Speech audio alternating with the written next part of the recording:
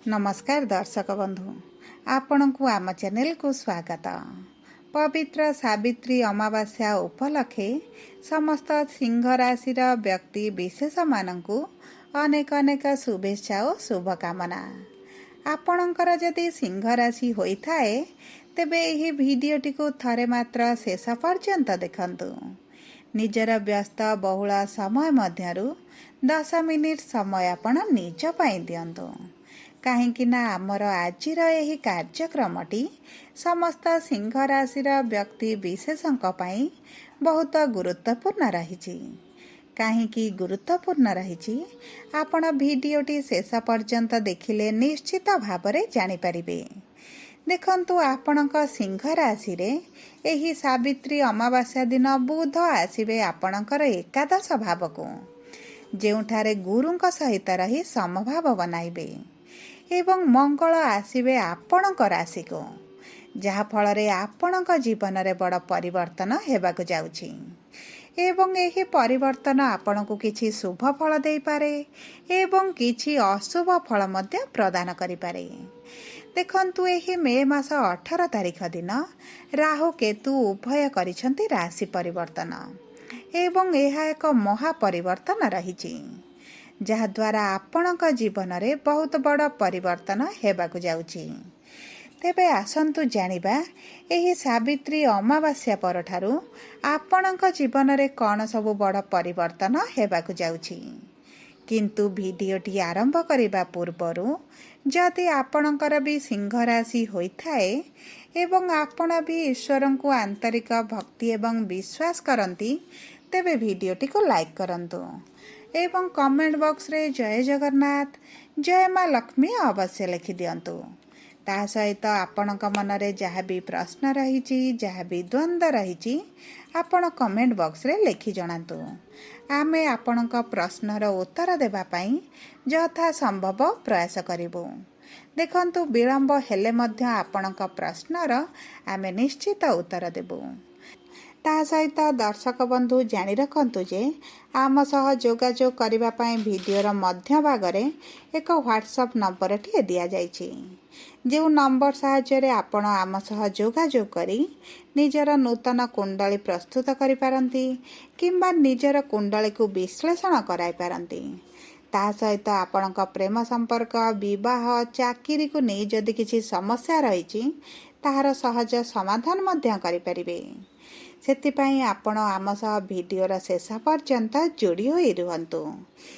एबे सर्वप्रथमे आसंतु जानिबा आपणक सिंह राशि रे नवग्रहंकर स्थितिटी केभଳି रहुछि। देखंतु आपणक प्रथम गृह रे केतु विराजमान करिसंती, सप्तम गृह रे राहु, अष्टम गृह रे शनि, नवम गृह रे शुक्र, दशम गृह रे सूर्य बुध, एकादश गृह रे देवगुरु बृहस्पति एवं द्वादश गृह रे मंगल विराजमान करिसंती, जहा फल रे सेही गृह गुड़िकारे सेमानंकर प्रभाव अधिक रहिबो। तेबे सर्वप्रथमे आसंतु देखिबा आपणकर स्वास्थ्यटी किभଳି रहिबो। देखंतु स्वास्थ्य आपणकर प्रथम गृहरु जଣା पड़े। जेहेतु आपणक प्रथम गृह रे केतु विराजमान होइछंती आपण मानसिक स्तर रे डिस्टर्ब रहिबे। आपणक मानसिक स्वास्थ्य को आपणकु जगिबाकु पड़िबो। आपण दुश्चिंतारे रही पारंती, अजथारे चिंताग्रस्त होई पारंती किंबा आपण आपणक क्यारियर को नहीं, स्वास्थ्य को नहीं किंबा संपर्क को नहीं असंतोष मध्य अनुभव करि पारंती। बहुत गुड़िए भ्रम आपणक मन रे रहिबो एवं आपण द्वंद्व मध्य रही पारंती, जेउंति पई आपण मानसिक स्तर रे बहुत अनस्टेबल रहिबे, जहा फल रे आपणक शारीरिक स्वास्थ्य मध्य प्रभावित हेबो। आपणक मुंडरे समस्या होई पारे, पेटरे समस्या देखा दे पारे, डाइजेशन रे समस्या, गैस भली समस्या किंबा आपणक स्टोमाक रिलेटेड समस्या आपणको आघात करि पारे। सेति प्रति आपणको टिके दृष्टि देबार रहिछि। ताहा सहित देखंतु मंगल आपणक राशि को गोचर करुछंती, जो कारणरू आपणकर बीपी, डायबिटीज, कोलेस्ट्रॉल किंबा ब्लड रिलेटेड जेकोनसी समस्या आपणकर देखा दे पारे। जदि भी पूर्वरु किछि समस्या रही बढ़िबार मध्य संभावना अछि। सेति प्रति आपण टिके दृष्टि देबे। निज खाद्य पानीयर अधिक दायित्व नेबार आवश्यकता रही। जदि आपण खाद्य पानीयर दायित्व नियंती एवं प्रतिदिन मेडिटेशन करती तेबे आपण मानसिक स्तर रे चिंताग्रस्त रहिबे नाही। जदि आमे आपणक प्रेम संपर्क को देखिबा तेबे आपणक पंचम गृहर स्वामी देवगुरु बृहस्पति एकादश गृह रे विराजमान करिछंती एवं गुरुंकर पंचम दृष्टि आपणक प्रेमर गृह रे रहुची, जहा फल रे आपणक संपर्क रे थिबा दूरताटी कमी जिवो।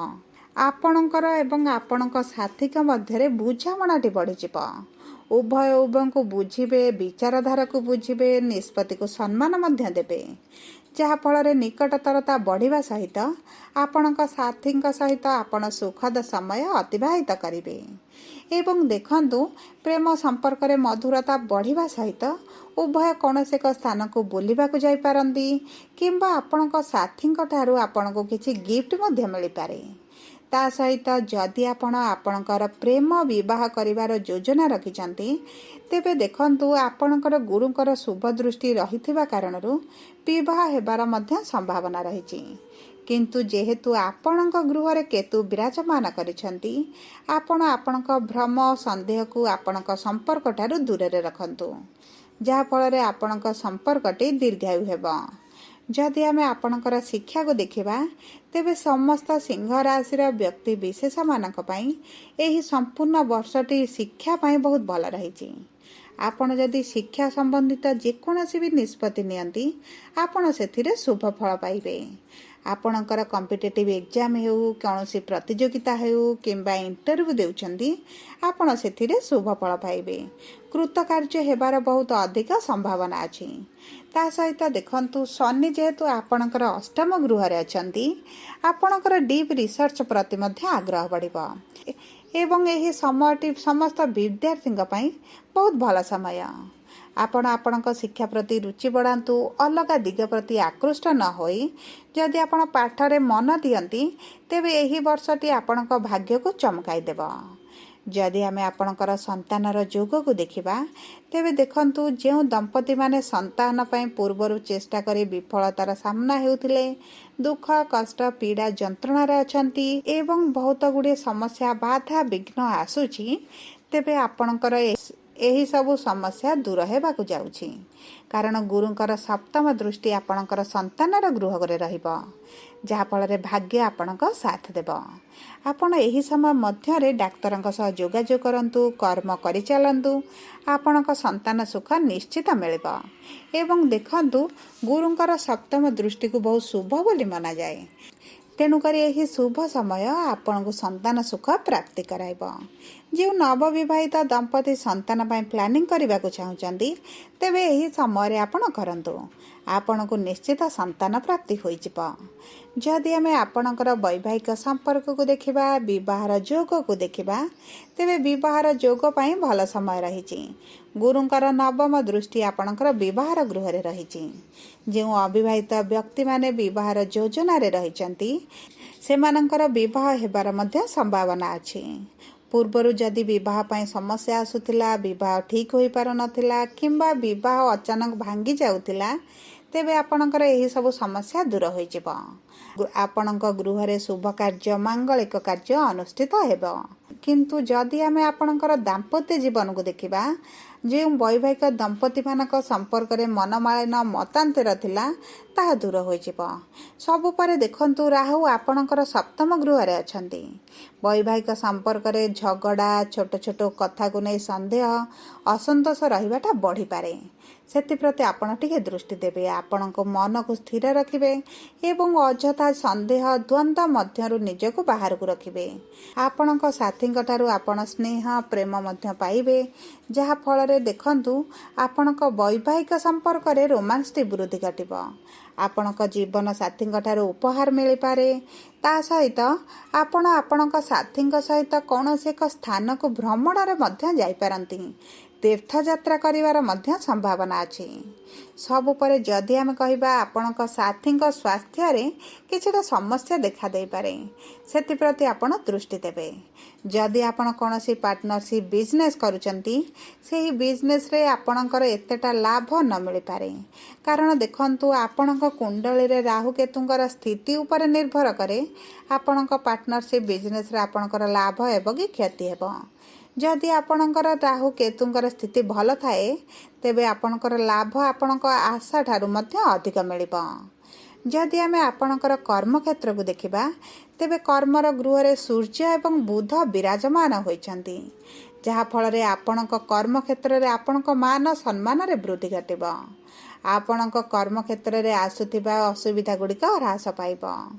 ଆପଣଙ୍କର ଦକ୍ଷ ପରିଚାଳନାକୁ ଉଚ୍ଚ ସ୍ତରରେ ପ୍ରଶଂସିତ କରାଯିବ, ଯାହାଫଳରେ ଆପଣଙ୍କର ଧନ ମାନ ପ୍ରତିଷ୍ଠାରେ ବୃଦ୍ଧି ଘଟିବ। ଯେଉଁ ବ୍ୟକ୍ତିମାନେ ଶିକ୍ଷା କ୍ଷେତ୍ରରେ ନିୟୋଜିତ ଅଛନ୍ତି ସେମାନଙ୍କୁ ଯେକୌଣସି ଶୁଭ ଖବର ମିଳିପାରେ। ତା ସହିତ ଯେଉଁ ବ୍ୟକ୍ତିମାନେ ଚାକିରିର ସନ୍ଧାନରେ ଅଛନ୍ତି ଏବଂ ଚାକିରି ପ୍ରାପ୍ତି ହୋଇପାରୁନି ସେମାନଙ୍କୁ ଚାକିରି ହେବାର ମଧ୍ୟ ବହୁତ ଅଧିକ ସମ୍ଭାବନା ରହିଛି। ଦେଖନ୍ତୁ, ଆପଣଙ୍କ କର୍ମକ୍ଷେତ୍ରରେ କାର୍ଯ୍ୟରେ ଅଗ୍ରଗତି ହେତୁ ଆପଣଙ୍କର ଇନକମ୍ଟି ବଢ଼ିଯିବ। ଆପଣଙ୍କର ପଦୋନ୍ନତି ହୋଇପାରେ, ଦରମା ବୃଦ୍ଧି ମଧ୍ୟ ହୋଇପାରେ। ତା ସହିତ ଯେଉଁମାନେ ବ୍ୟବସାୟୀ ଅଛନ୍ତି ବ୍ୟବସାୟରେ ସେମାନଙ୍କର ଧନ ଆମଦାନୀଟି ବଢ଼ିଯିବ। ଆପଣଙ୍କ ପରିଶ୍ରମ ଅନୁପାତରେ ଆପଣଙ୍କର ଇନକମ୍ରେ ବୃଦ୍ଧି ଘଟିବ। ଯଦି ଆପଣଙ୍କର ଲୋନ୍ ଅଛି, କରଜ ଅଛି, ତାହା ଆପଣ ପଇଠ କରିବା ପାଇଁ ସକ୍ଷମ ହେବେ। ବ୍ୟବସାୟରେ ଆୟ ବଢ଼ିବା ହେତୁ ଆପଣ ନୂତନ ବ୍ୟବସାୟ ଆରମ୍ଭ କରିବା ପାଇଁ ମଧ୍ୟ ଚିନ୍ତା କରିପାରନ୍ତି। ତା ସହିତ ଆପଣ କିଛି ସାଇଡ୍ ବିଜନେସ୍ କରିପାରିବେ ଏବଂ ଦେଖନ୍ତୁ ଆପଣ ଆପଣଙ୍କ ବ୍ୟବସାୟକୁ ବିସ୍ତାର ମଧ୍ୟ କରିବା ପାଇଁ ଯୋଜନା କରିପାରନ୍ତି ଏବଂ ଏହା ଆପଣଙ୍କ ପାଇଁ ଲାଭଦାୟକ ରହିବ। ଗୁରୁ ଆପଣଙ୍କ ଲାଭର ଗୃହରେ ବିରାଜମାନ ହୋଇଥିବାରୁ ଆପଣଙ୍କ ବ୍ୟବସାୟରେ ହଠାତ୍ ଲାଭ ହୋଇପାରେ କିମ୍ବା ଆପଣଙ୍କୁ ପୈତୃକ ସମ୍ପତ୍ତି ମିଳିପାରେ, ଗୁପ୍ତ ଧନ ମଧ୍ୟ ମିଳିବାର ସମ୍ଭାବନା ଅଛି। ମୋଟାମୋଟି ଭାବେ ଯଦି ଆମେ ଦେଖିବା ତେବେ ଆପଣଙ୍କ କର୍ମକ୍ଷେତ୍ର ପାଇଁ ବହୁତ ଭଲ ସମୟ ରହିଛି, କିନ୍ତୁ ଆପଣଙ୍କ ସ୍ୱାସ୍ଥ୍ୟକୁ ଜଗିବାର ଅଛି। ତେଣୁକରି ଆପଣ ଅଶୁଭତ୍ୱକୁ ଦୂର କରିବା ପାଇଁ ଆପଣ ପ୍ରତିଦିନ ସୂର୍ଯ୍ୟଙ୍କୁ ପ୍ରାତଃ ସମୟରେ ଜଳ ଅର୍ପଣ କରନ୍ତୁ, ହନୁମାନ ଚାଳିଶା ପାଠ କରନ୍ତୁ, ହଳଦିଆ ବସ୍ତ୍ର ଅଧିକ ପିନ୍ଧିବା ପାଇଁ ଚେଷ୍ଟା କରନ୍ତୁ। ଏହା ଆପଣଙ୍କ ପାଇଁ ବହୁତ ଅଧିକ ଶୁଭ ରହିବ।